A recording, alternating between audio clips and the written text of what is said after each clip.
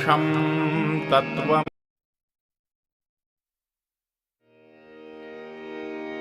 ॐ नमस्ते गणपतये त्वमेव प्रत्यक्षं तत्त्वमसि त्वमेव केवलं कर्तासि त्वमेव केवलं धर्तासि त्वमेव केवलं हरतासि त्वमेव सर्वं खल्विदं ब्रह्मासि त्वं साक्षादात्मासि नित्यं ऋतं वच्मि सत्यं वच्मि अवत्वं माम् अववक्तारम् अवश्रोतारम् अवदातारम् अवधातारम् अवानुचानमवशिष्यम् अवपश्चात्तात् अवपुरस्तात् अवोत्तरात्तात् अवदक्षिणात्तात् अवचोर्ध्वात्तात् अवाधरात्तात्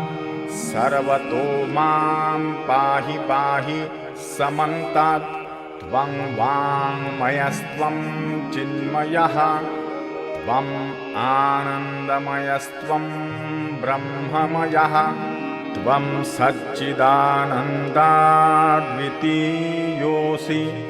त्वं प्रत्यक्षं ब्रह्मासि त्वं ज्ञानमयो विज्ञानमयोऽसि सर्वं जगदिदं त्वत्तो जायते सर्वं जगदिदं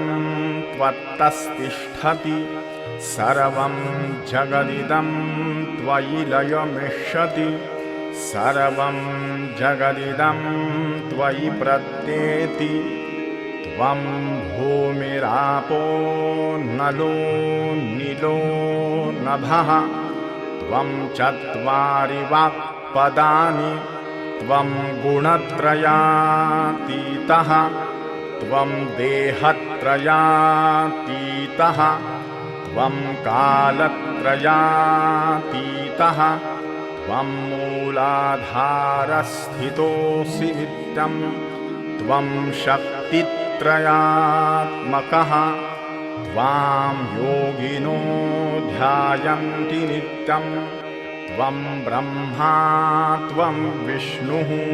त्वं रुद्रस्त्वम् इन्द्रस्त्वम् अग्निस्त्वं वायुस्त्वं सूर्यस्त्वं चन्द्रमास्त्वं ब्रह्मभूर्भुवः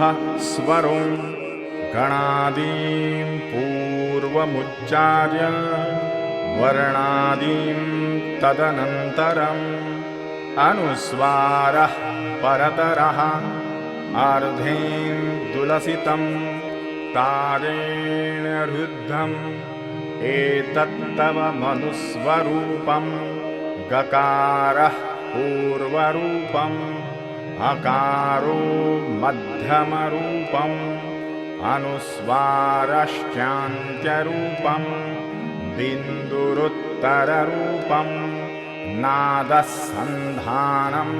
संहिता सन्धिः स्वैषा